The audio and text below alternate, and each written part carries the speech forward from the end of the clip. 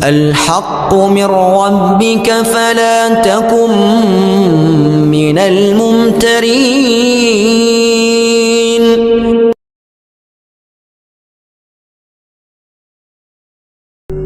السلام عليكم ورحمة الله وبركاته. وعليكم السلام ورحمة الله وبركاته. بسم الله الرحمن الرحيم. الحمد لله رب العالمين، والعاقبة للمتقين، ولا عدوان إلا على الظالمين، والصلاة والسلام على أشرف الأنبياء والمرسلين سيدنا ومولانا محمد وعلى آله وأصحابه المجاهدين الطاهرين. أما بعد. Saudara-saudara kaum muslimin rahimakumullah, setiap kita muslim di dalam kehidupan ini selalu ingin dicintai oleh Allah Subhanahu wa ta'ala, dan tidak seorang pun di antara kita yang hidup ingin dimurkai oleh Allah Subhanahu wa ta'ala. Jangankan lagi dimurkai Allah, dimarahi tetangga saja kita kadang-kadang sudah merasa tidak enak. Padahal bagaimanapun, kalau sekadar dimarahi tetangga, kita masih bisa menghindar, pergi atau pindah ke tempat lain. Tahun depan kita kembali lagi, barangkali sudah bisa berdamai.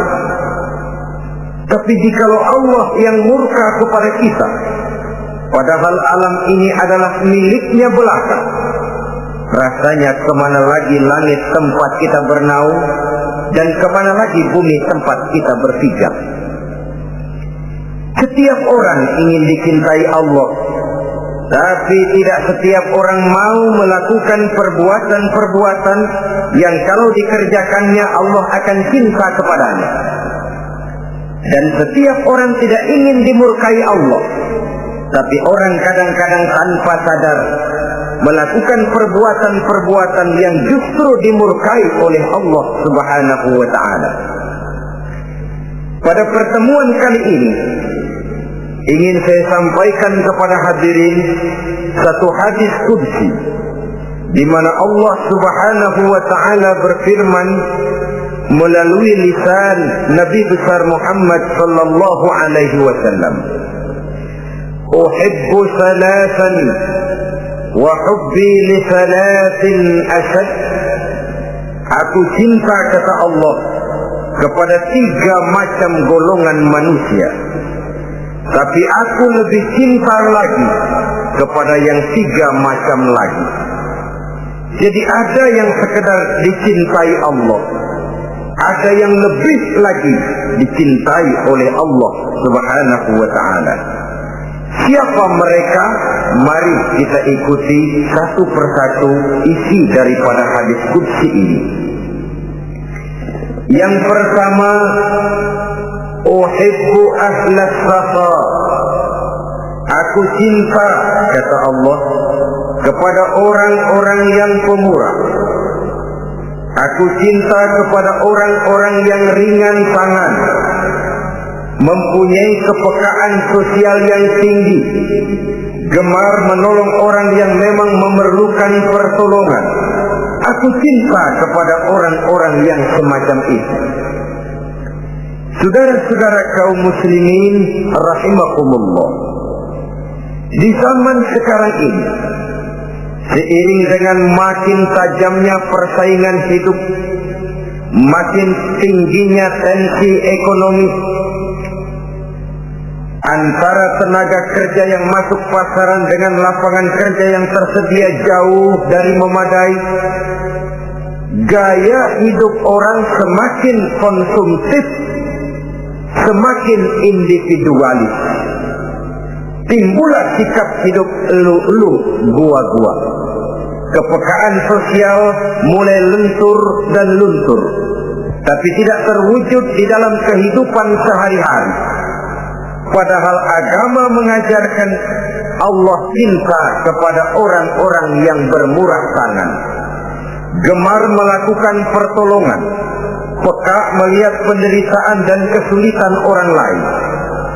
Adalah Allah melebihkan rezeki sebagian kita dari yang lain. Dimaksudkan untuk saling tolong-menolong, bahu-membahu dan bantu-membantu. Sehingga dengan demikian, apa yang disabdakan Nabi dalam hadis, Ar-Rahimuna yarhamuhumur Rahman, irhamu ahlal ardi yarhamkum man fis sama. Orang-orang yang punya sifat belas kasih akan dikasihi oleh Allah Subhanahu wa ta'ala. Sayangi yang di permukaan bumi, nanti yang di langit akan sayang kepadamu, akan turun rahmatnya kepada kita bersama. Alangkah nikmatnya kehidupan ini, jikalau yang berkuasa menyayangi yang lemah lalu melindunginya, jikalau yang alim menyayangi yang awam lalu membimbingnya, jikalau yang kaya menyayangi yang miskin lalu mengulurkan tangan memberikan bantuannya, akan terciptalah rahmat dalam kehidupan. Tapi jikalau sebaliknya, yang berkuasa malah menindas dan menekan yang lemah, yang alim malah membodoh-bodohi yang memang sudah bodoh, sementara yang kaya menyantap yang miskin, akan terjadilah bala dan bencana dalam kehidupan. Bukan lagi rahmat yang turun, melainkan azab akan menimpa kita secara keseluruhan. Begitulah, terdapat tirai halus yang memisahkan kita dari konsep ajaran agama kita yang luhur. Agama mengajarkan yadul ulya khairun min yadi sufla, bahwa tangan di atas lebih baik daripada tangan yang di bawah. Orang yang memberi lebih baik daripada orang yang menerima. Tapi yang kita praktekkan, kita selalu berada pada posisi tangan di bawah, menjadi umat yang manja, yang lemah, padahal bukan tidak punya potensi, tapi mungkin karena kita tidak pandai menginventarisir potensi.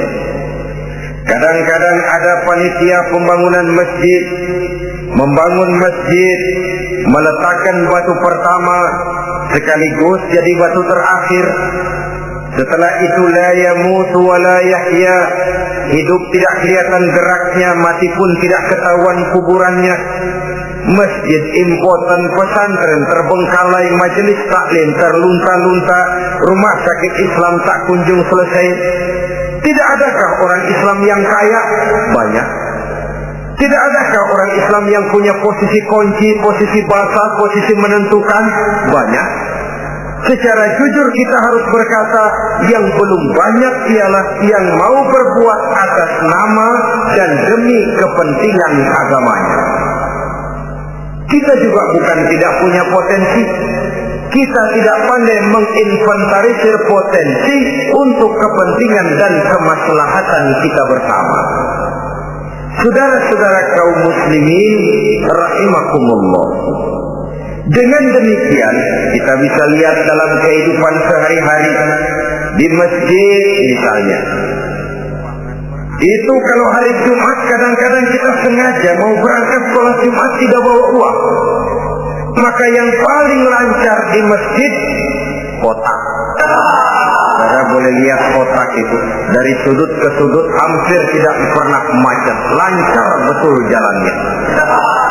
Sekali macet kotak 50, 100. Wajar kalau masjid-masjid kita lalu impoten. Bagaimana akan mengadakan kegiatan kalau tidak ada dana? Oleh karena itu pada kesempatan ini saya ingin mengetik, berbahagialah kita jikalau oleh Allah Subhanahu wa ta'ala diberikan kepercayaan berupa titipan, wa mal malu wal banuna illa wadai', harta dan anak-anak tidak lain satu titipan dari Allah Subhanahu wa ta'ala.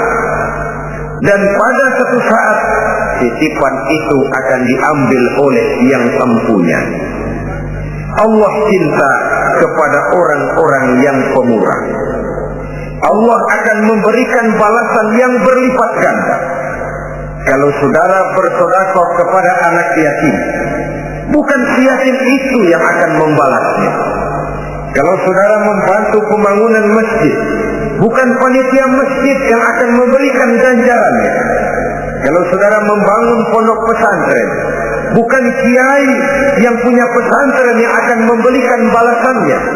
Allah Subhanahu wa ta'ala melalui jalan yang tidak kita sangka-sangka, melalui jalan yang dalam istilah Quran disebut min haitsu la yahtasib, melalui jalan yang tidak pernah kita hitung, kita sangka sama sekali, jalan gaib yang hanya Allah saja yang maha tahu.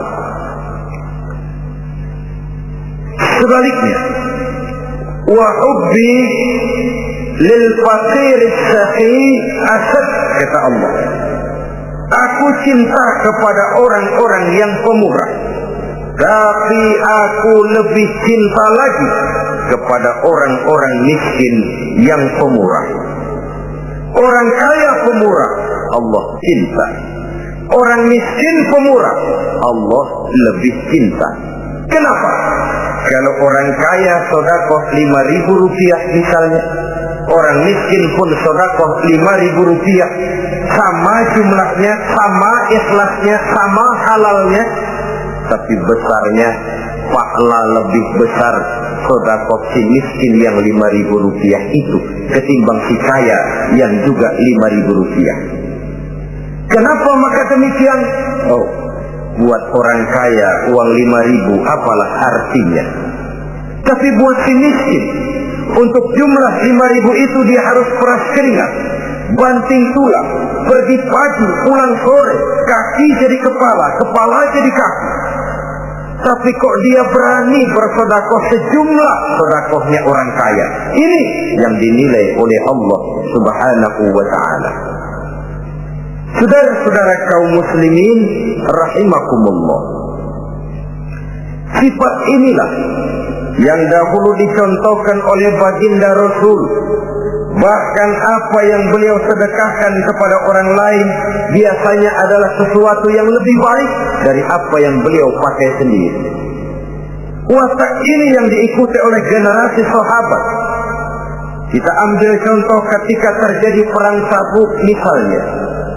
Datanglah Sayyidina Abu Bakar Siddiq, membawa seluruh harta bendanya disumbangkan di jalan Allah. Melihat ini Nabi bertanya, "Hal tarakta li ahlika syai'an ya Abu Bakar?" Wahai Abu Bakar, begini banyak harta yang kau infakkan fi sabilillah ini, apakah buat keluargamu sudah kau tinggalkan? Sayyidina Abu Bakar dengan tegas menjawab, "Taraktu lahumullaha wa rasulahu." Sudah, saya tinggalkan mereka Allah dan Rasulnya. Saya tinggalkan mereka keyakinan, akidah, iman, bahwa kalau kami menolong Allah, menolong agama, Allah akan menolong kami. Bahwa kami tidak akan jadi melarat karena memperjuangkan agama. Bahwa kami tidak akan jatuh miskin kalau harta ini kami belanjakan di jalan Allah. Kami tinggalkan keyakinan itu kepada anak-anak dan istri di rumah. Sementara harta yang ada seluruhnya kami bawa kemari. Keyakinan yang dimiliki oleh Sayyidina Abu Bakar Siddiq di zaman sekarang ini sudah merupakan keyakinan yang sangat langka. Kita belum yakin benar akan kebenaran janji Allah, sehingga dengan demikian timbullah keraguan-raguan. Apa iya kalau saya belanjakan uang ini di jalan Allah akan ada balasannya? Apa iya kalau uang ini saya gunakan untuk melaksanakan ibadah akan datang balasannya? Padahal dalam hadis qudsi Allah menjanjikan, "Ana inda zanni 'abdi bi." Aku ini, kata Allah, bagaimana menurut persangkaan hambaku saja kepadaku. Kalau dia sangka baik, insya Allah baik datangnya. Kalau dia sangka tidak, aku bagaimana menurut sangka hambaku kepadaku. Itulah sebabnya dalam segala hal kita harus husnuzan, berbaik sangka kepada Allah Subhanahu wa ta'ala.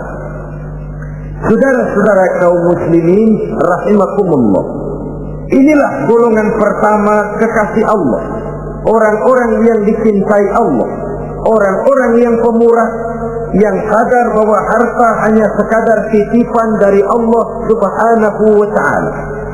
Dan harta menurut Nabi, apabila sudah kita belanjakan di jalan Allah, dia akan berkata, pertama, kuntu qalilatan fakassartani, jumlahku sebenarnya sedikit, tapi lantaran engkau sedekahkan aku, engkau belanjakan aku di jalan Allah, maka jumlahku jadi banyak. Kau sedekah 1000, dibalas 7000, dikali 10, dikali 100, masih ditambah wallahu yudha'ifu liman yasha. Allah melipat gandakan pahala kebajikan dari orang-orang yang dikehendakinya. Yang kedua, harta itu akan bicara lagi. Kuntu faniyatan fa'abqaitani, aku ini sebenarnya fana, tidak kekal, berubah, relatif dan temporer, sirna oleh pergeseran masa dan pertukaran waktu. Tapi lantaran engkau sedekahkan aku, engkau belanjakan aku di jalan Allah, maka nilaiku jadi kekal, akan mendampingi engkau sampai di hadratullah azza wa jalla di akhirat nanti. Jadi harta yang kita tumpuk-tumpuk, yang kita sangka akan mengekalkan kita sampai tidak akan miskin 7 keturunan, dengan segala macam cara kita tempuh, dia bukan harta yang kekal. Yang kekal yang kita belanjakan di jalan Allah Subhanahu wa ta'ala, itu milik kita yang benar-benar akan kita nikmati. Yang ketiga, harta itu akan berkata lagi, kunta harisi fal ana sirtu harisaka, dahulu kamulah yang menjaga saya, tapi sekarang setelah saya sedekahkan, setelah engkau sedekahkan aku, setelah engkau belanjakan aku di jalan Allah, bukan engkau lagi yang jaga aku, kata si harta, akulah yang akan menjagamu. Di dunia orang yang rajin sedekah, sedekahnya itu menolak bala, terhindar dari segala bencana dan musibah. Sementara di akhirat, sedekahnya itu akan menjadi dinding yang menjaga dia dari jilatan api neraka. Demikian harta yang sudah kita infakkan, kita belanjakan, kita sedekahkan di jalan Allah itu akan menjadi pejangga kita. Sehingga Nabi menyatakan, inna sadaqatal mar'il muslim tazidu fil umri wa tadfa'u mitatas su'i. Sesungguhnya sedekahnya seorang mukmin dapat menambah umur panjang dan menyelamatkan seseorang dari mati secara su'ul khatimah. Marilah kita melihat bahwa agama ini memerlukan kita, bahwa umat ini mengharapkan pengorbanan kita. Dengan segala kemampuan yang ada pada diri kita, mari kita menyadari bahwa harta kita yang benar-benar milik kita, sesungguhnya yang sudah kita belanjakan di jalan Allah Subhanahu wa ta'ala. Saudara-saudara kaum muslimin rahimakumullah, inilah golongan pertama. Golongan yang kedua yang dicintai oleh Allah Subhanahu wa ta'ala, uhibbul mutawadhi'in, aku cinta, kata Allah, kepada orang-orang yang rendah hati, orang-orang yang membawa ilmu padi, makin berisi makin merunduk, makin di puncak makin sadar akan kelemahan dan keterbatasannya. Aku cinta kepada orang-orang yang rendah hati. Adalah satu sifat dari Rasulullah sallallahu alaihi wasallam yang diriwayatkan oleh Imam Abu Ja'far Al-Barzanji misalnya dalam rawi Barzanjinya, wa kana sallallahu alaihi wasallam syadidal haya'i wat tawaqu. Adalah Rasulullah sallallahu alaihi wasallam seorang yang sangat pemalu dan sangat rendah hati. Tawaqu, tidak melonjak menjadi angkuh dan sombong. Walaupun beliau adalah asyraful anbiya wal mursalin, nabi dan rasul termulia, imamul muttaqin, imamnya orang-orang yang bertakwa, rahmatan lil alamin, diutus sebagai rahmah bagi seluruh alam, tapi tawaduknya demikian luar biasa. Ketika beliau terusir dari Makkah, kita bisa membayangkan meninggalkan kampung halaman, meninggalkan keluarga yang berbeda akidah, hijrah ke Madinah.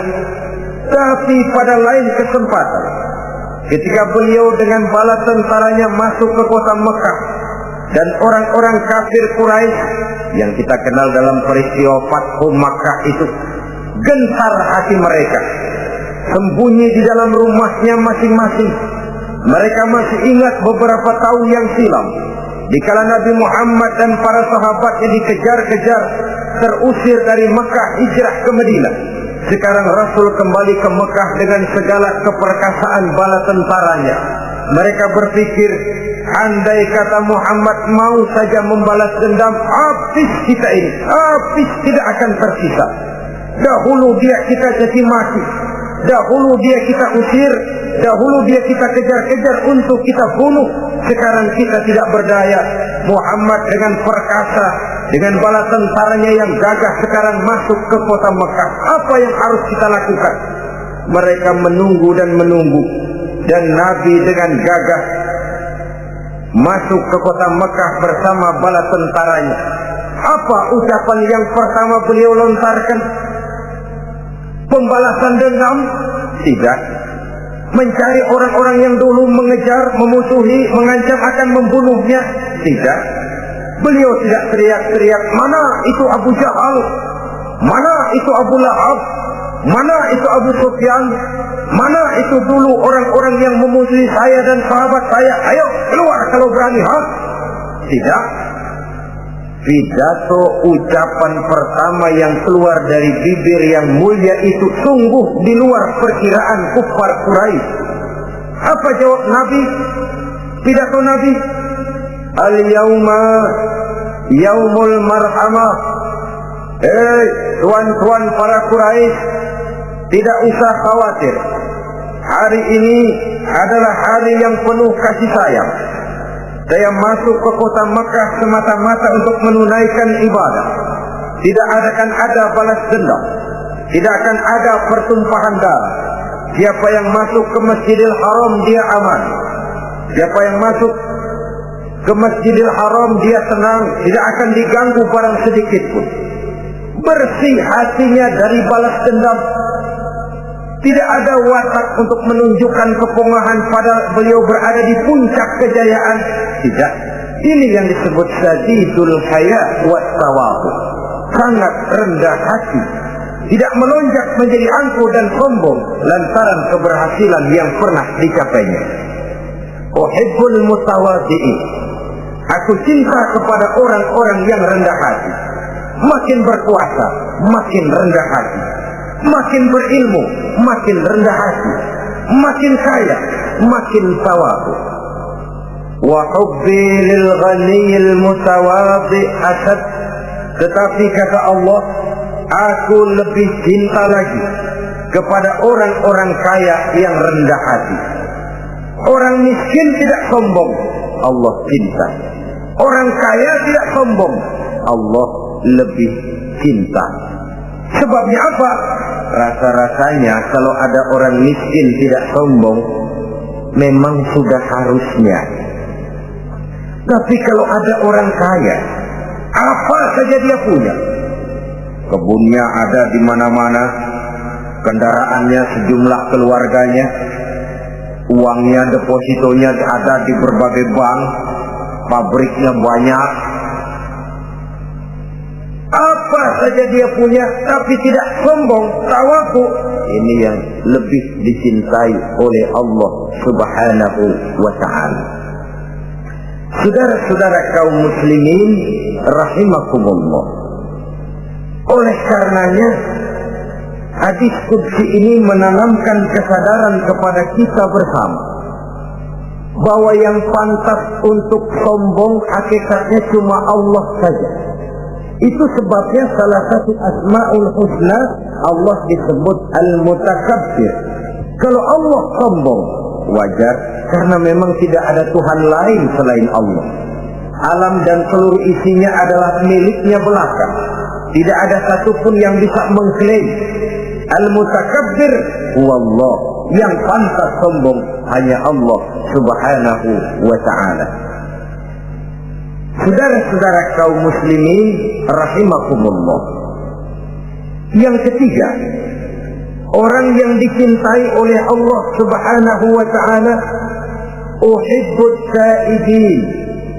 Aku cinta kepada orang-orang yang bertaubat, kepada orang-orang yang apabila berbuat kesalahan dia segera sadar, dijadikannya kesalahan itu sebagai satu pelajaran untuk tidak diulanginya lagi pada masa yang akan datang.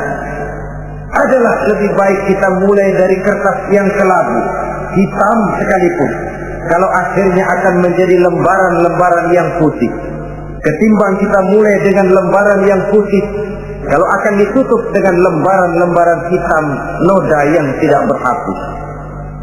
Allah Subhanahu wa ta'ala Maha Pengampun, Pengasih dan Penyayang. Ia akan memaafkan segala perbuatan yang bersifat salah dari hamba-hambanya, asalkan tidak diulanginya lagi.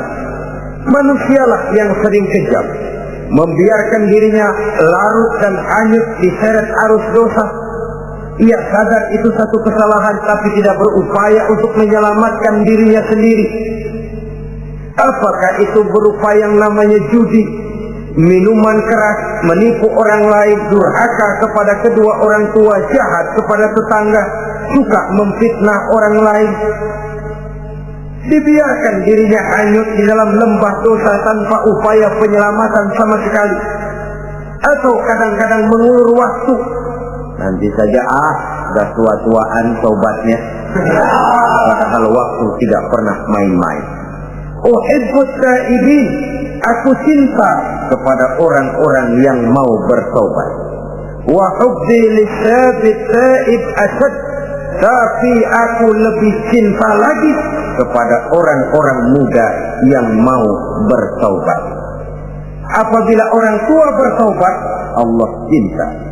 Anak muda bertobat, Allah lebih cinta. Dalam usia mudanya, di mana darah masih mengalir dengan panas, sejuta khayal dan keinginan masih bersemi di dalam benaknya, dia sanggup blokir semua itu, disalurkannya di jalan Allah.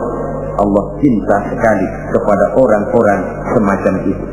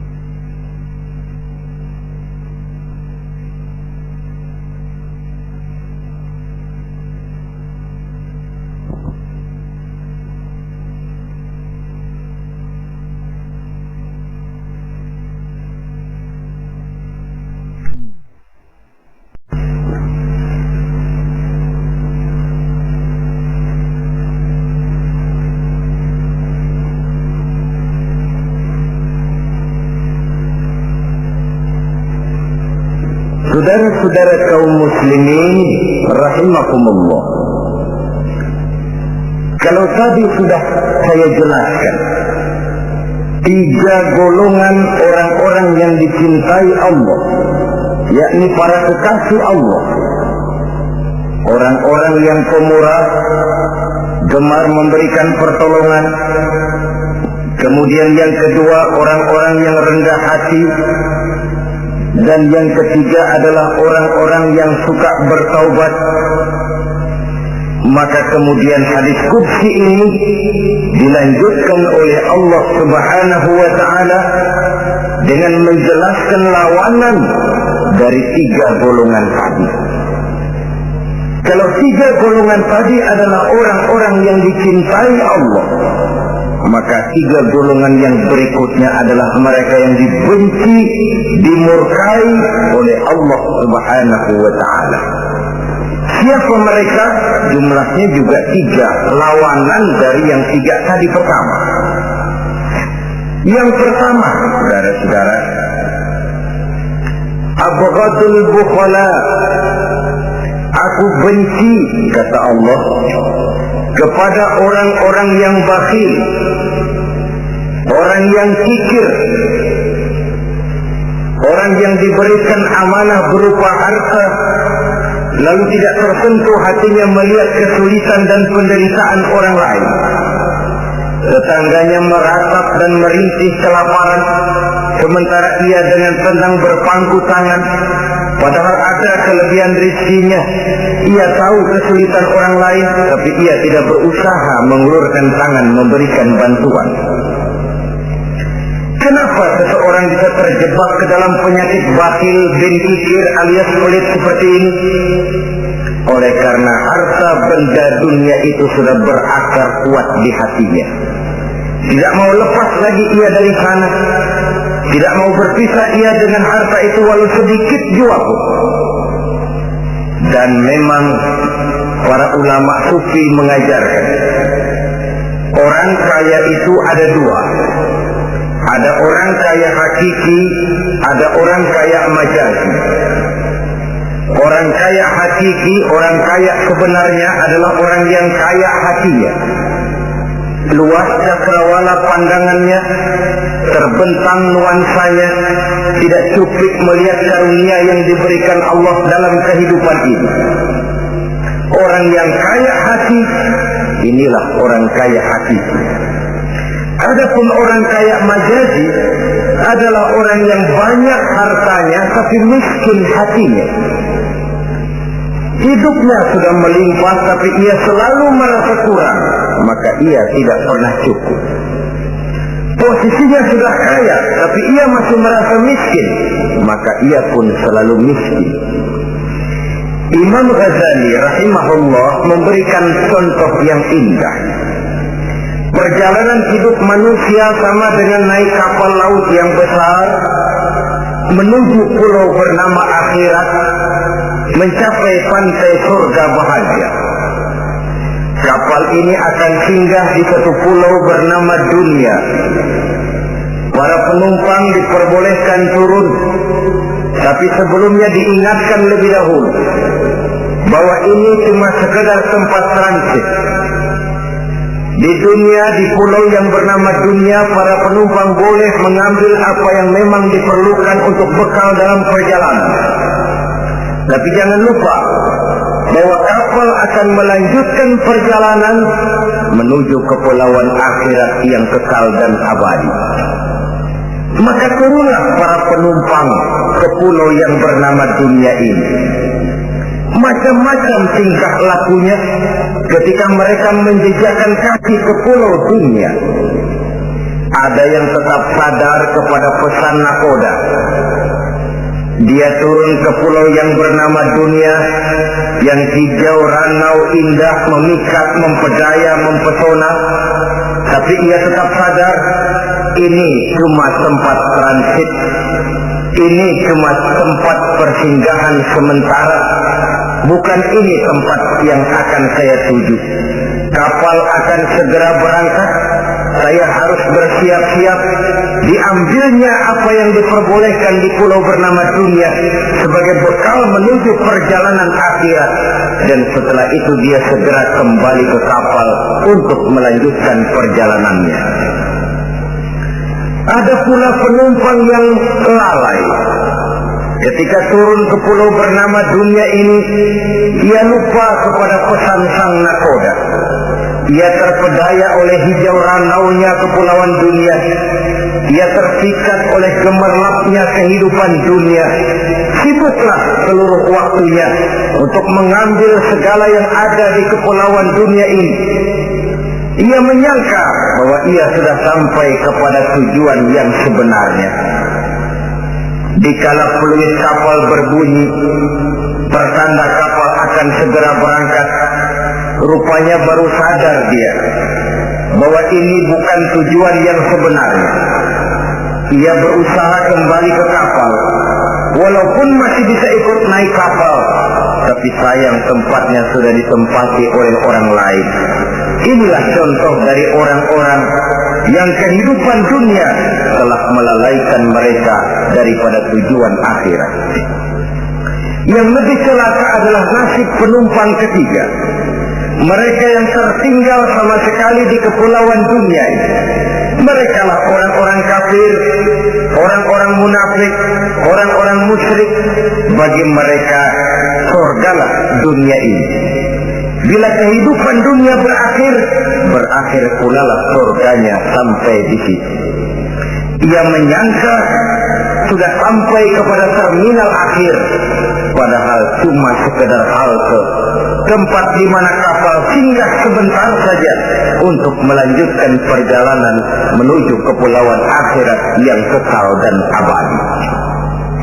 Saudara-saudara kaum muslimin rahimakumullah, orang-orang yang sadar bahwa dunia cuma sekedar satu tempat transit, maka kesadaran itu menggugah dia kepada keyakinan terhadap kalimat inna lillah wa inna ilaihi raji'un. Segalanya datang dari Allah, segalanya akan kembali kepada Allah. Tidak ada yang dibawanya saat ia terlahir ke alam dunia ini, dan tidak akan ada yang dibawanya kembali saat ia keluar meninggalkan alam dunia ini, kecuali iman dan amal soleh yang dikerjakannya di dalam kehidupan kita. Bukan bakhil yang menyebabkan orang cepat jadi kaya, bukan pemurah yang menyebabkan orang jatuh miskin dan bangkrut, tetapi kesadaran bahwa segalanya datang dari Allah, segalanya akan kembali kepada Allah, akan membuat kita walaupun memiliki harta dan benda, tapi ia tidak berurat dan berakar di dalam hati. Abghadul bukhala, kata Allah, aku benci kepada orang-orang yang bakhil. Kadang-kadang jangankan untuk orang lain, untuk kepentingan agama, dirinya sendiri saja tidak bisa menikmati kekayaannya. Kaya dia sebenarnya, tapi dia tidak sadar akan kekayaannya.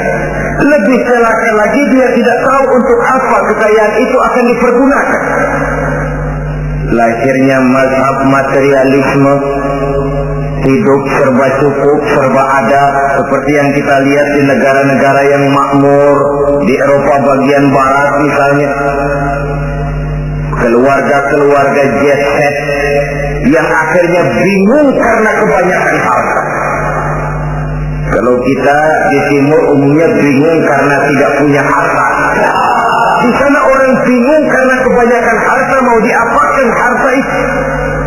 Akhirnya timbullah gaya hidup yang aneh-aneh, membentuk klub-klub nudis terlepas dari pergaulan dunia ramai, bergerombol tidur di gua-gua, padahal rumahnya macam istana, kamarnya 37, ada kolam renang, ruangan ber-AC, kemana pergi mobil sejumlah keluarga, dari merek-merek yang mewah, keluaran mutaakhir. Tidak puas mobil, punya kapal pesiar, kapal laut. Tidak cukup kapal laut, punya kapal pesawat terbang pribadi. Apa yang dimau, uangnya bisa bicara. Tapi akhirnya lalu sampai kepada titik jenuh, sampai kepada yang namanya frozen emotional attitude. Dan sikap bakhil inilah yang pada akhirnya mendorong seseorang untuk sampai kepada tingkat yang disebut tamak, rakus, serakah. Dan mental semacam ini tidak hanya membahayakan bagi pribadi yang punya watak, tapi juga bagi lingkungan, bagi masyarakat, bahkan dalam skopnya yang luas, bagi pertumbuhan suatu bangsa, bagi pertumbuhan suatu negara. Sikap-sikap tamak, rakus, serakah, mau menang sendiri, mau kuasa sendiri, mau basah sendiri, mau kaya sendiri, persetan dengan orang lain, adalah sikap-sikap yang tidak saja bertentangan dengan ajaran agama kita, tapi juga bertentangan dengan falsafat dasar kehidupan bangsa kita, yakni Pancasila. Saudara-saudara kaum muslimin rahimakumullah, lawanannya kemudian Allah menyatakan, wa bughdi lil ghaniyil bakhil asad. Aku benci kepada orang yang bakhil, tapi aku lebih benci lagi kepada orang-orang kaya yang bakhil.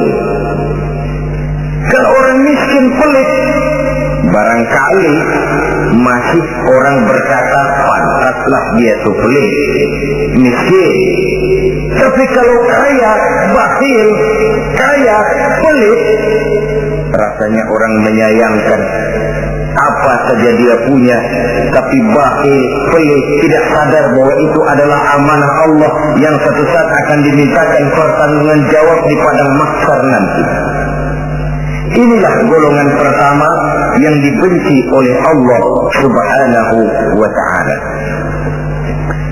Golongan yang kedua, abghadul mutakabbirin. Aku benci kepada orang-orang yang sombong. Baik sombong oleh karena kekuatan, wewenang, jabatan. Baik sombong oleh karena ilmu pengetahuan, skill, keahlian, kemampuan. Baik sombong oleh karena harta benda dan kekayaan. Sombong dalam segala bentuknya tidak disenangi oleh Allah Subhanahu wa ta'ala. Inilah yang saya maksud tadi dengan membawa ilmu padi seharusnya. Semakin berisi, semakin merunduk. Sebab pepatah orang-orang tua kita bilang, air beriak tanda tak dalam, tong kosong bunyinya nyari. Orang belajar silat kalau baru dapat 2-3 jurus memang genit, bukan main. Sesuatu yang barangkali sudah lumrah dalam kehidupan. Tapi yang diajarkan oleh agama, abghadul mutakabbirin, aku benci kepada orang-orang yang sombong. Al-Quran syarat dengan contoh-contoh baik dari perjalanan sejarah, baik dari perjalanan para hidup para nabi dan para rasul. Seluruhnya merupakan tampil, contoh dan ibarat bagi kita bersama. Fanzuru kaifa kana akibatul mukazzibin, fanzuru kaifa kana akibatul mujrimin. Berjalanlah kamu di permukaan bumi, lihat bagaimana akibat yang diderita oleh para pendusta, lihat bagaimana akibat yang diderita oleh para pembuat dosa, oleh orang-orang yang sombong, angkuh, congkak dan takabur. Mereka satu demi satu mengalami kehancuran tenggelam di perut sejarah. Kurang apa Fir'aun? Kurang apa Raja Namrud? Kurang apa Raja Abrahat? Tentaranya gagah perkasa, kekuasaannya luas, istananya megah dan besar, pengawalnya gentayangan di mana-mana, intelnya selalu siap siaga menjaga keamanan. Sang raja diraja, entok waktu berputar masa beredar, tenggelam oleh perputaran waktu dan peredaran zaman. Tidak ada satu keabadian dalam kehidupan ini. Akankah kita melahirkan Fir'aun kelas baru, Namrud di zaman modern, Abrahat gaya kini, yang semakin berada di puncak kekuasaan semakin lupa diri dan lupa daratan? menjadi orang yang hanya mau benar sendiri, adil sendiri, makmur sendiri, tidak peduli menari di atas bangkai dan penderitaan orang lain? Akankah kita melahirkan korun-korun gaya baru yang sombong oleh karena harta kekayaan yang berlipat ganda? Ataukah kita akan melahirkan barsisul abid gaya baru yang sombong oleh karena ilmu pengetahuan yang dimilikinya? Marilah kita menyadari al-mutakabbir huwa Allah, yang pantas, boleh dan sombong, wajar untuk sombong cuma Allah subhanahu wa ta'ala. Abghadul mutakabbirin, aku benci kepada orang-orang yang sombong. Saudara-saudara kaum muslimin rahimakumullah, lawanannya kata Allah selebihnya, wa bughdi lil faqiril mutakabbir asad, tetapi kata Allah, aku lebih benci lagi kepada orang miskin yang sombong. Ini yang sudah tidak punya pilihan. Orang pintar sombong barangkali lumayan, goblok sombong minta ampun, pejabat sombong barangkali karena punya pangkat, rakyat sombong apa yang mau disombongi, orang kaya sombong barangkali karena kekayaannya, melarat miskin sombong minta ampun. Sebab itu kata Allah, aku benci kepada orang-orang sombong, tapi aku lebih benci lagi kepada orang-orang miskin yang sombong. Hadis qudsi ini tentu saja memberikan satu kesadaran rohani yang paling dalam pada kehidupan kita setiap pribadi muslim, bahwa kita sejauh yang bisa kita lakukan hanyalah berusaha berbuat. Kita terikat oleh sunnatullah, kata kita orang beragama, hukum alam kata para ahli alam, natural of law katanya.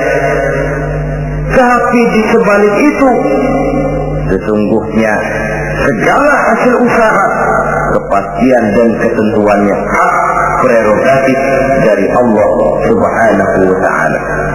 Sehingga pada puncaknya kita akan sampai kepada pengakuan yang paling jujur, la haula wa la quwwata illa billah. Tidak ada daya kita, tidak ada kekuatan kita kecuali apa yang memang telah diberikan Allah. Dialah sumber daya, sumber gerak, sumber seluruh kekuatan. Dan kita manusia hanya mencapai itu kalau dikaruniai oleh Allah subhanahu wa ta'ala. Sewajarnya, makin bertambah ilmu, makin sadar kita akan kebodohan kita. Seperti yang diucapkan oleh Al-Imam Syafi'i rahimahullah, setiap tambah ilmuku, bertambah tahulah aku akan kebodohan. Sewajarnya, semakin bertambah harta kita, semakin sadar kita akan kemiskinan kita. Semakin bertambah tinggi pangkat dan jabatan kita, semakin sadar kita dari mana kita datang, kemana kita akan pulang, dan di mana kita akan berada sekarang. Dengan kata lain, ilmu itu, harta itu, pangkat dan kedudukan itu sesuatu yang perlu dan perlu, tapi bukan sebagai tujuan. Semuanya cuma sekedar alat. Tujuannya apa? Jangka panjang di akhirat untuk mencapai ridho Allah. Jangka pendek di dunia ini harus menjadi rahmatan lil alamin. Bagaimana ilmu itu jadi rahmah bagi lingkungan, bagaimana kekuasaan itu jadi rahmah bagi lingkungan, bagaimana harta itu jadi rahmah bagi lingkungan, berfungsi sosial untuk kebersamaan di dalam kehidupan ini. Saudara-saudara kaum muslimin rahimakumullah, inilah golongan kedua yang dimurkai oleh Allah subhanahu wa ta'ala. Golongan yang ketiga, abghadul fasad, aku benci kata Allah kepada orang-orang yang berhati keras, berhati batu, tidak mempan nasihat, baik nasihat itu datang dari Allah baik nasihat itu datang dari orang lain, baik nasihat itu datang dari dalam dirinya sendiri, atau nasihat yang dipandangnya, yang dilihatnya dalam segala gerak kehidupan. Satu hari bahkan beberapa sahabat pernah menghadap Rasulullah Sallallahu Alaihi Wasallam. Ya Rasul, jikalau sekarang ini kami nyaris tidak punya problem, artinya semua problem kami tuntas, sedikit kami bingung, Tuanlah tempat kami bertanya. Kami tidak mengerti hukum, Tuan tempat kami meminta fatwa. Kami ingin mendapat petunjuk, kepada Tuan kami mengadu. Tapi nanti kalau suatu saat Tuan telah berangkat meninggalkan kami ya Rasulullah, menghadap Allah Subhanahu wa ta'ala, tinggallah kami hidup tanpa bimbingan Tuan. Kemana lagi kami harus minta nasihat? Baginda Rasul senyum, kemudian beliau menjawab, taraktu lakum nasihatain. Kamu tidak usah khawatir. Kalaupun pada satu saat nanti aku berangkat meninggalkan kamu semua, kembali menghadap Allah Subhanahu wa ta'ala, kamu tidak perlu bingung. Tempat kamu minta nasihat ada, tempat kamu bertanya ada, tempat kamu minta fatwa dan kepastian hukum ada. Taraktu lakum nasihatain. Aku tinggalkan untukmu dua macam nasihat. Pertama, yang aku tinggalkan kepadamu itu nasihat yang pandai bicara. Yang kedua, yang aku tinggalkan kepadamu itu nasihat yang diam saja. Sahabat lalu bertanya, kalau nasihat yang bisa bicara itu apa ya Rasul? Beliau menjawab, Al-Quranul Karim. 6.666 ayat, 30 juz, 114 surah, seluruhnya nasihat bagi umat Islam. Apapun yang akan kau kerjakan, kemanapun kau akan pergi, bertanyalah kepada Al-Quran, minta nasihatnya. Bertanya langsung? Tentu tidak. Bertanya kepada Al-Quran artinya fas'alu ahla dzikri in kuntum la ta'lamun. Jikalau kamu memang tidak mengerti, bertanyalah kepada yang mengerti. Yang mengerti Al-Quran tentu tidak lain para ulama, para kiai, para asatidz, guru-guru yang mengaku kita di majelis taklim. Nasihat yang pandai bicara, Al-Quranul Karim. Kemanapun saja kaki akan kita langkahkan, ke arah manapun bumi yang akan kita tuju, mintalah lebih dahulu nasihat Al-Quranul Karim. Usaha apapun yang akan kita lakukan, mintalah nasihat kepadanya. Itu nasihat yang pandai bicara. Lalu sahabat bertanya lagi, kalau nasihat yang diam saja itu apa ya Rasul? Beliau menjawab, nasihat yang diam saja itu maut. Diam saja dia, tidak bicara, tapi pasti datangnya. Dan itu jadi nasihat. Kalau sekarang kau menyolatkan orang lain, apa tidak mungkin besok kau disolatkan orang? Kalau hari ini kau antar jenazah temanmu ke yang lahat, entah tahun depan, bulan depan, minggu depan, entah 5-10 tahun yang akan datang, bukankah kau yang akan diantar ke yang lahat? Kau tengoklah temanmu itu, matanya masih ada tapi sudah tidak sanggup lagi melihat. Jangankan melihat, digerakkan saja pun sudah tidak bisa. Telinganya belum kemana-mana tapi sudah tidak mampu lagi mendengar. Kakinya masih cukup tapi sudah tidak mampu untuk dipakai berjalan. Tangannya masih ada tapi tidak ada lagi yang bisa dipegangnya. Apa yang kurang kalau sudah demikian? Kau tumpuk harta kekayaan untuk 7 turunan, kau sangka kau tidak akan mati karena itu. Kau ingin selalu berada di puncak, padahal hidup ini mendaki dan menurun. Ini seluruhnya merupakan nasihat. Orang yang hatinya keras, tidak mempan nasihat yang datang dari Allah, Quran dan mau. Nasihat yang datang dari orang lain, kadang-kadang diberikan nasihat, lebih pandai dia berkilah, lebih pandai dia berkelit, lebih pandai dia berjawab. Orang yang memberi nasihat baru bicara satu, dia sudah 10. Nasihat yang datang dari orang lain tidak juga bisa menyentuh hatinya. Atau nasihat yang timbul dari dalam dirinya sendiri, kulit yang mulai berkerut, uban yang mulai bertabur, gigi yang permisi satu demi satu, itu kan seluruhnya merupakan nasihat. Tapi orang yang hatinya keras, kasar, istilah kita barangkali sudah kulit badak, muka tembok, kuping kebo, masuk dalam golongan khatamallahu ala qulubihim. Allah sudah tutup kap, Allah stempel hati mereka, tidak masuk lagi nasihat. Na'udzubillah summa na'udzubillah. Beruntung kita kalau oleh Allah ini diberikan hati yang lembut, peka, mudah menerima kebenaran, tidak tertutup terhadap kebenaran. Walaupun kebenarannya itu datang dari seorang budak yang hitam legam. Karena memang agama mengajarkan khuzil hikmata wa la yadurruka min ayyi wi'ain kharajat. Ambillah hikmah, ambillah kebenaran, tidak usah terlalu kau pedulikan dari mana sumbernya. Asal itu merupakan kebenaran, jadikan sebagai nasihat di dalam kehidupan. Saudara-saudara kaum muslimin rahimakumullah, rugi dan celaka kita kalau sampai diberikan hati yang keras, kasar, masuk dalam qaswatul qalbi, hati yang kasar, keras, tidak mempan nasihat apapun.